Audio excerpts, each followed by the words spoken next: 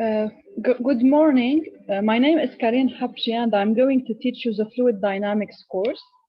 It's a very nice course, but it's a little bit challenging, but hope that together you will find it an easy course. So first, you have already taken the statics and dynamics, which deals with solids. Now, fluid mechanics will allow us to understand more the behavior of gases and liquids.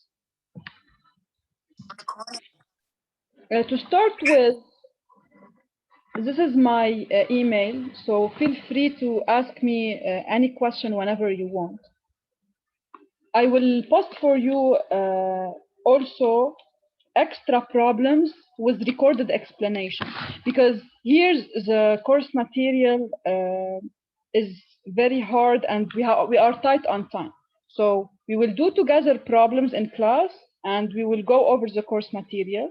But to benefit more and to do extra problems, I will give you homeworks and then I will give you the solution recorded with explanation so you can benefit from these recorded videos. Okay, so each time together we will do discussions, we will do problems, and on the same time you should on your own do some problems to try to practice more, because this course requires a lot of practice. So this is in general the outline that you will try to follow. For the book, you have the references here, and you can download it easily from the internet. So the main book we will work with is Fox and McDonald book, which is an introduction to fluid mechanics. You can also go to other references that can be helpful for you, as Monson and Okishi book and White book. So all of these references can help you to understand more the material. But in general, the slides we will provide you are enough. So first, we will start with a general introduction on fluid mechanics in our first week. And then we will introduce the main properties of the fluid. So you know that in solids, for example, you can characterize the fluid, let's say, by its density, by its modulus of rigidity, etc. For fluids, you have characteristics that are common, like for example the density, but you introduce new parameters as viscosity that we will discuss together. And you have several types of fluids as Newtonian and non-Newtonian fluids. We'll understand what is the difference between them.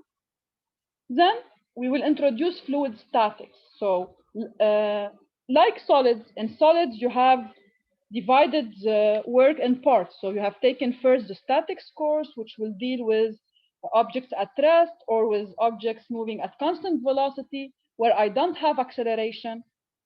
While in dynamics, you considered bodies, accelerating bodies. They can do translation, rotation, general plane motion.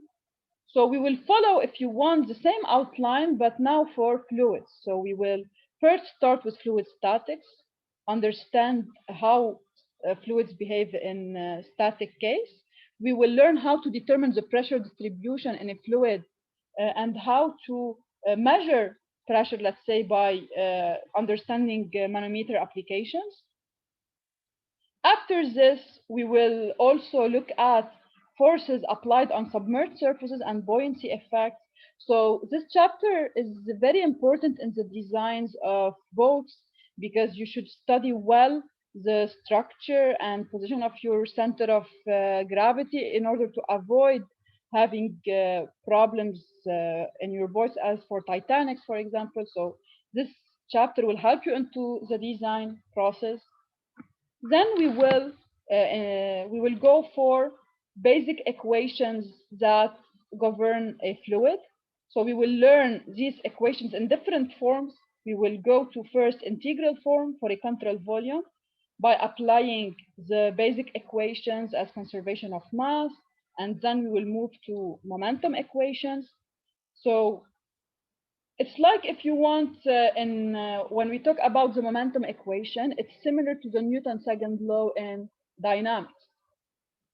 So you will see that you have several common things between the dynamics and fluid mechanics course, but instead of applying them to solids, now you are applying them to fluids. Then we will move to basic equation in integral form for a controlled volume. We will see what is the difference between a system, a closed system and an open system. So all of these details you will be familiar with when we go through these chapters. Then the momentum equation, because it's a very important application, we might take several weeks in this chapter. So, for example, for week 6 and 7, we will deal with it. And we will consider not only fixed control volumes, but also moving control volumes.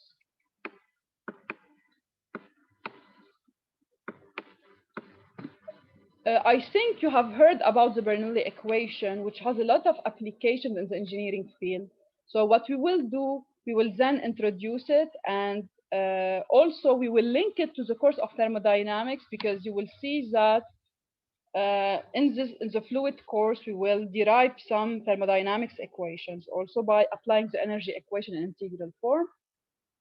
Then we will go to basic equations in integral form for a control volume and apply the angular momentum principle. So in dynamics also, you introduced linear momentum and angular momentum. We will see them in fluid mechanics also. Furthermore, we will do an introduction to differential analysis of fluid motion by applying conservation of mass in rectangular and cylindrical coordinates. So as you can see, there is a lot of common things. So if you remember, in dynamics, you can work in several frames. You can work in Cartesian coordinates, you can work in normal tangential coordinates, or in cylindrical coordinates. So this is also applicable for fluid. It depends on the application that you have. Then we will introduce the differential analysis of fluid motion by considering the fluid element, the fluid translation, where we consider the acceleration of a fluid particle in a velocity field. And we will learn about also fluid deformation and their applications. And then we will introduce the differential momentum equation. I think you have heard about Navier-Stokes equations, which are very complex equations, and they were challenging for researchers because they were not able to find a mathematical solution for these equations. And to solve for Navier-Stokes equations, we used computational fluid dynamics, which is CFD. So we come up with softwares that include, if you want, numerical techniques to solve these equations. So for example, you can use the finite volume technique, etc. So in this case, you need to develop new tool to be able to solve for your fluids problems. So for example, when you have, let's say you want to design a car, you want to know what are the forces acting on it, the drag and lift force, how to design, for example, the spoiler, how to design the curve shape of the car in order to optimize its performance. So this is a very complex topic that cannot be solved mathematically by an analytical simple solution. So you should go to computational fluid dynamics in this case. So we will introduce Navier-Stokes equations, we will understand them, and we will also introduce how to solve them numerically. Finally, we will go over also irrotational flow by going through velocity potential, stream function, and velocity potential, and Laplace equations. And in the final chapter, we will go through a dimensional analysis and similitude by introducing the Buckingham theorem. You will see that this last chapter is very used in experimental work. So in this course, we will go through theoretical and experimental analysis. So I know that many of the concepts might seem hard, but hopefully you will be familiar with all of these at the end of this course. Any question before we proceed?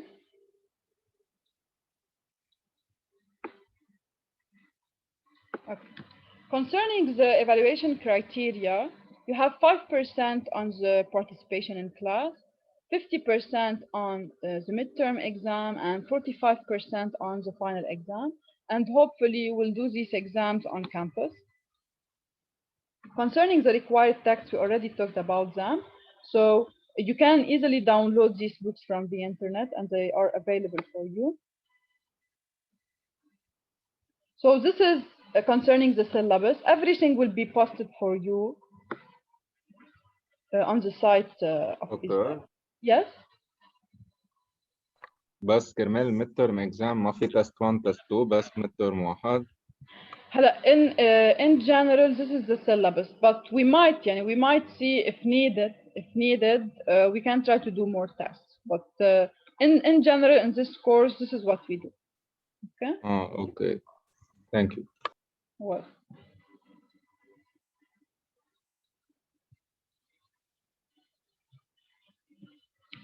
now we will start the introduction chapter.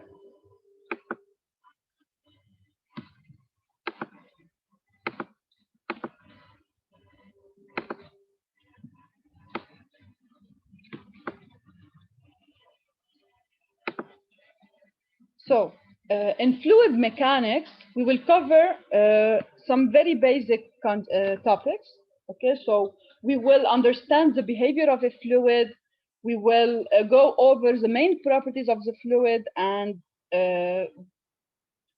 understand what is the engineering definition of a fluid and the basic equations and methods of analysis that can be used to completely know the behavior of a fluid.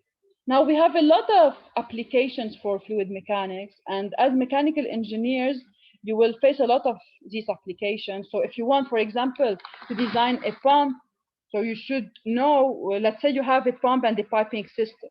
You should know what are the different losses your fluid will encounter during its path to be able to design your pump. So it's widely used in design of pumps, of compressors, of ducting systems. For example, you can also use it in application for piping systems needed in chemical plants. Now in aerodynamics and the car's design, it's widely used because you are interested into knowing what are the forces acting on these shapes. So you should know the lift forces, the drag forces that will affect the design of your car or airplane, etc. Also, it has some biomedical applications. So when you deal with artificial hearts and valves and you want to understand the mechanics of blood circulation. So fluid mechanics is nearly present everywhere in all engineering fields, and sometimes fields different than engineering.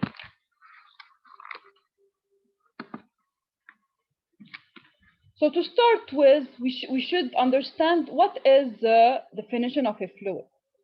So the main difference between a fluid and a solid is that a fluid tends to flow when we interact with it, and it will continuously flow. What do I mean by this? So let us consider, for example, if you have a solid and between two plates, and you apply shear on your solid, what do you expect to see? Do you have an idea? You have taken the mechanics of materials course? Yes. Okay. What will happen if you apply shear forces on a solid?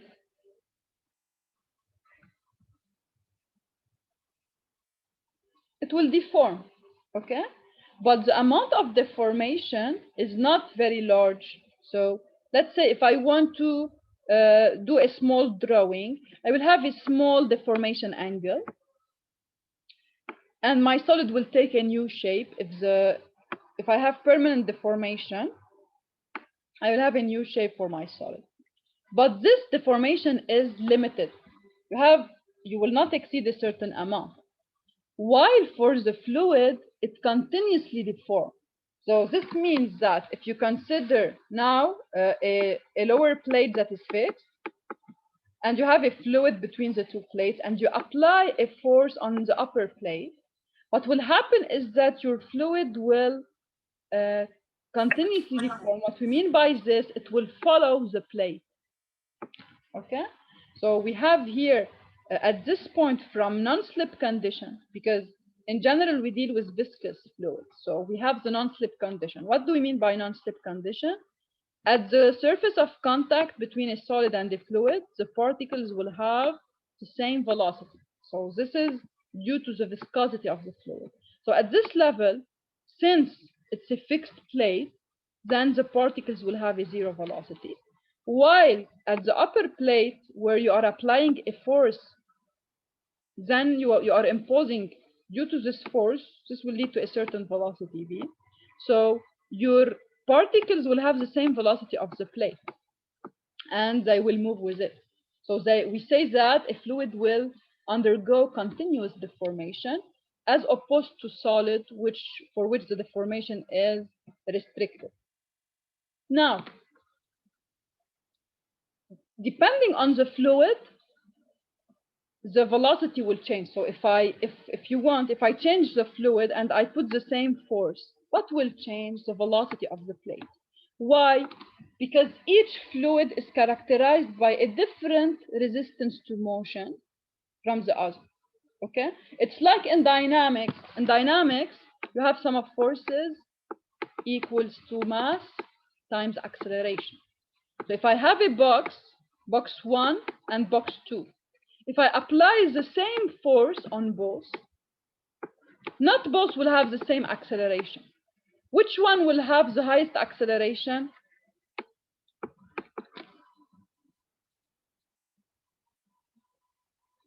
Box 1.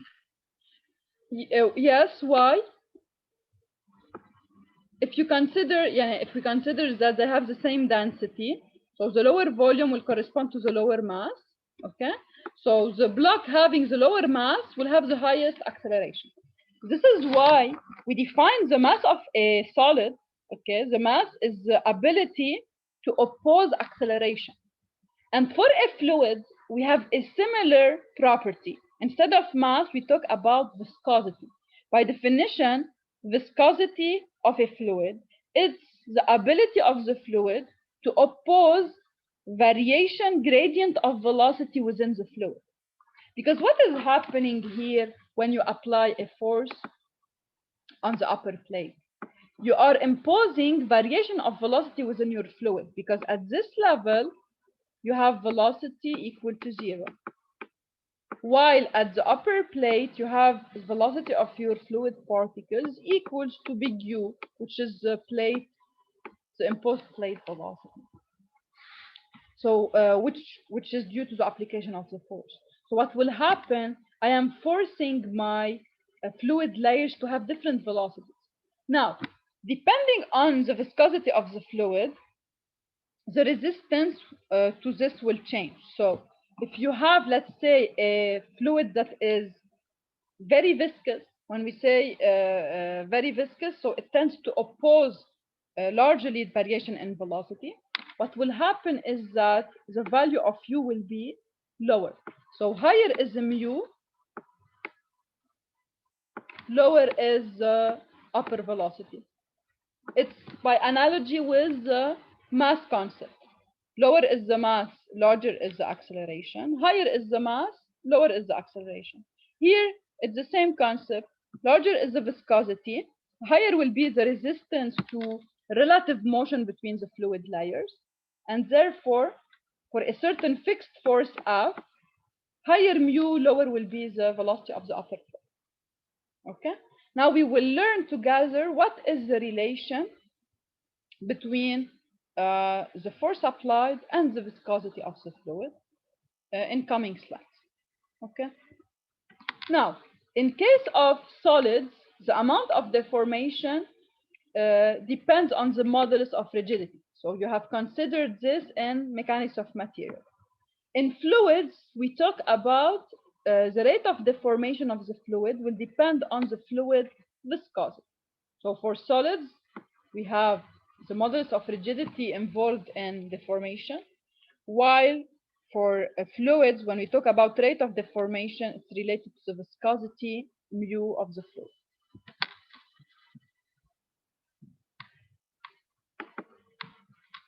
Any question? Please stop me if anything is not clear.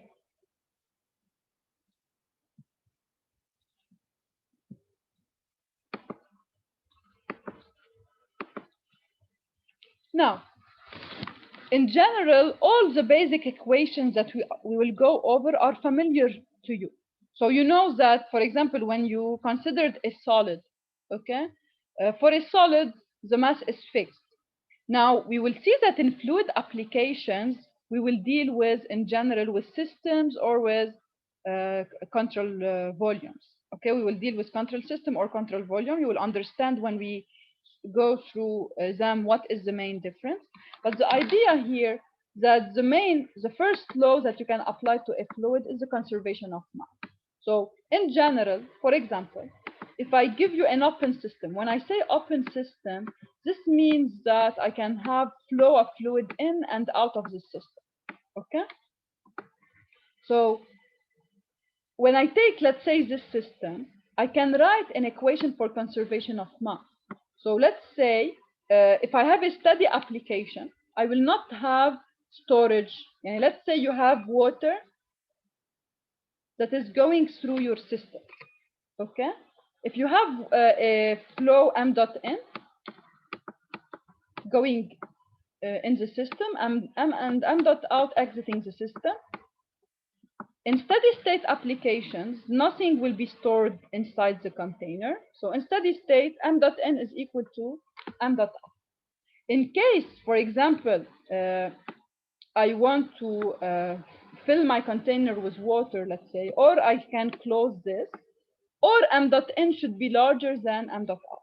So all these possibilities can be written through the conservation of mass, because the conservation of mass will state that any variation of mass, so we can write it in the following way, dm by dt, which is the change of mass inside my system here, will be equal to m dot n minus m dot out. Okay, so the conservation of mass is the easiest balance you can write. It's very simple. Now, also for solids, you can write sum of forces equal ma. You apply the Newton equation. It's the same for a fluid. For fluid, you can apply the Newton second law of motion. Okay, but it will be a little more complex, and we will go in detail how to do it in future chapters. In dynamics, also, you introduce the concept of angular momentum. Angular momentum principle also is applied to fluids, and we will do a lot of applications on that. Now, in thermodynamics, you have considered in general, you worked with solids, but also you work with refrigerants. So a refrigerant is a fluid. So you will need fluid mechanics in thermodynamics. So we will also go over the first law of thermodynamics for fluids and the second law of thermodynamics for fluids. So all of these will be covered within next chapters. I just want you to know as introduction that these are the basic equations that we will go over in this course.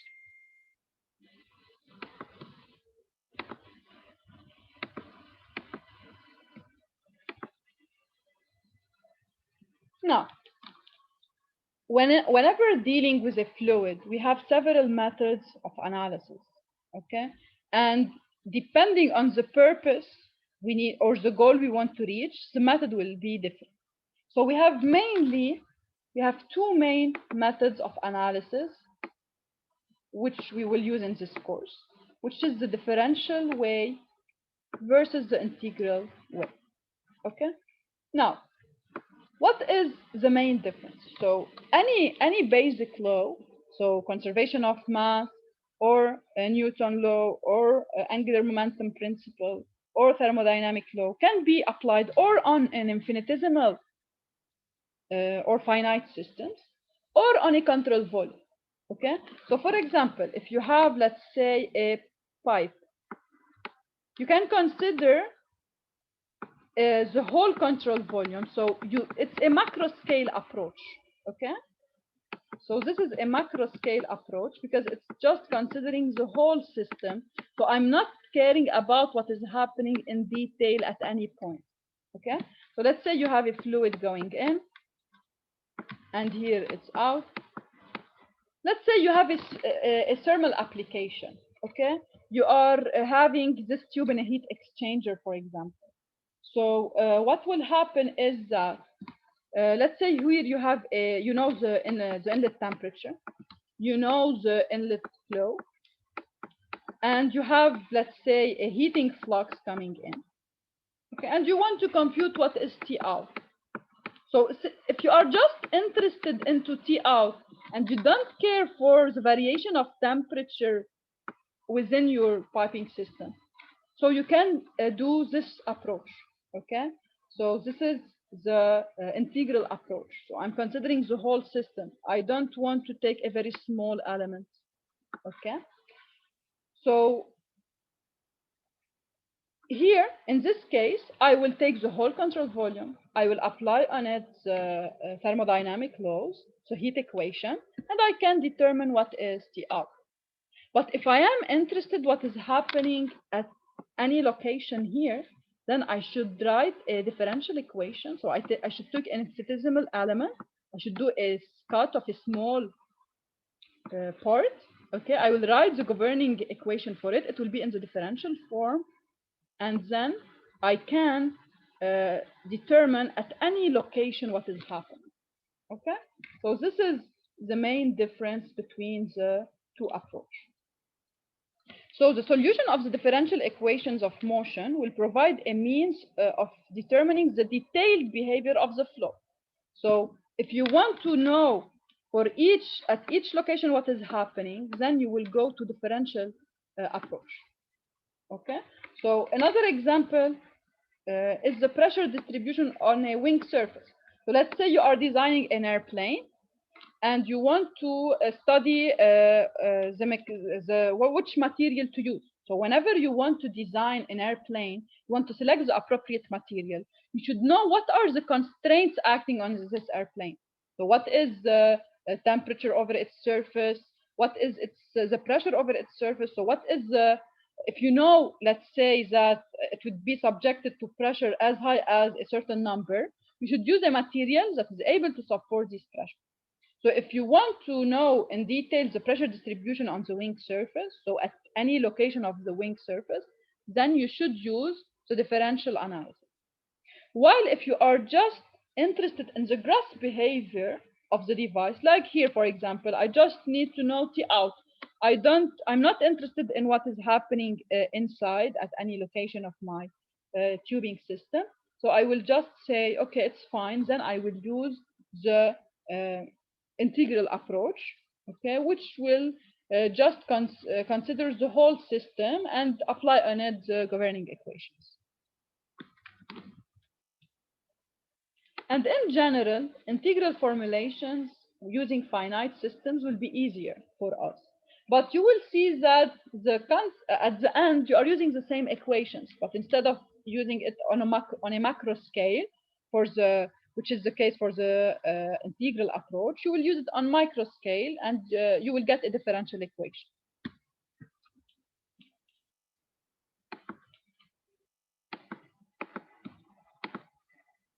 Now, as we already discussed, we might work with control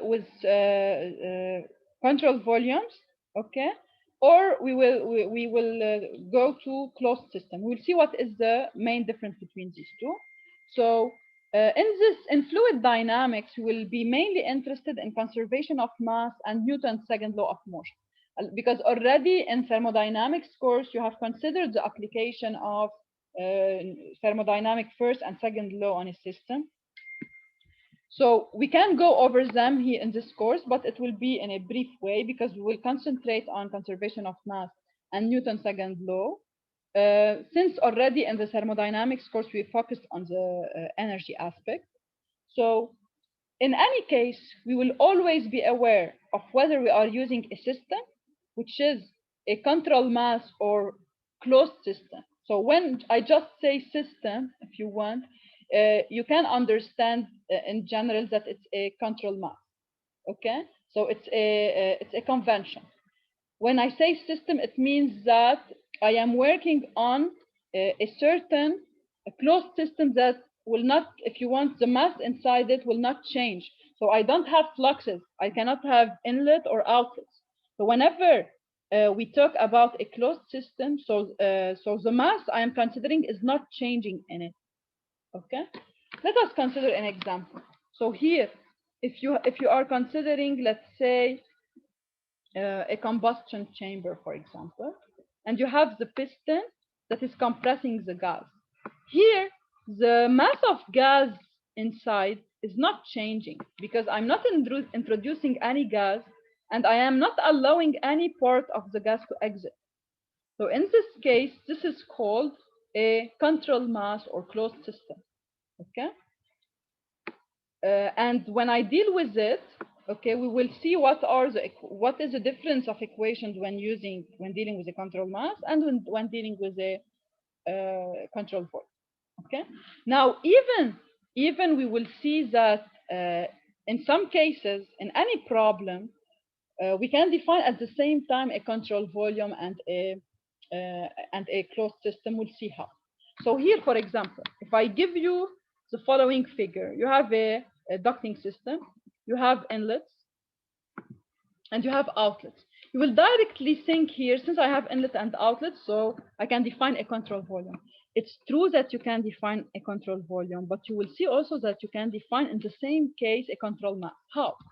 The control volume will be the fluid here in my ducting system. This is my control volume, and it is subjected to inlets and outlets. Okay. Now, if in the same problem I want to define control mass, what do? I should consider, if you want, the mass of fluid. You know, here, for example, you have this part. If you consider, in addition to the control volume, this mass which is entering, okay, then you can look at a certain mass and follow it. So, for example, you can say this is my control mass. At the initial state, it was at this position. Now, when I will have a flow, a part of this mass will go in, and then it will go out from the other side. So the idea is always in the same problem, you can define control volume and control mass. When you define a control mass, you will follow it. So as it moves, you follow the mass that is moving, and you will always look at it. It will not change in mass. So again, I will repeat it, maybe because it's a complex idea. So let's say I am dealing with a control mass. This will be my control mass at the initial state. And as I have the flow, I should follow it.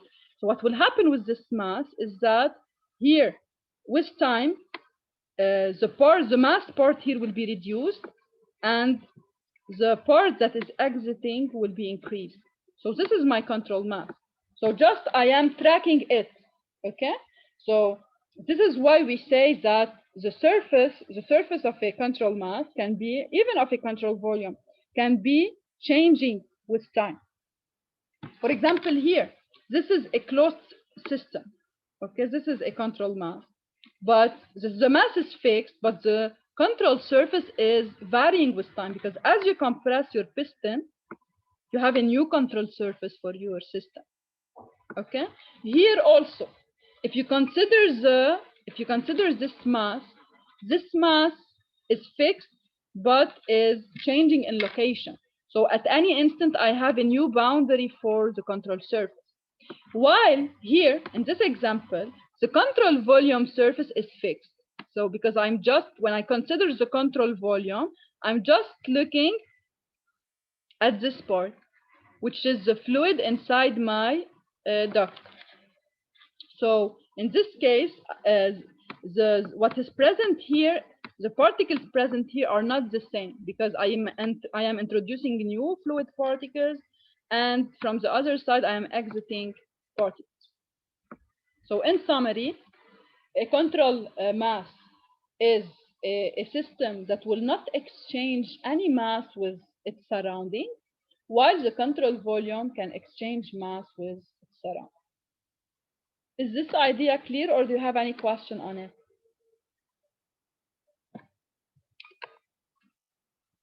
Any question on this? Okay.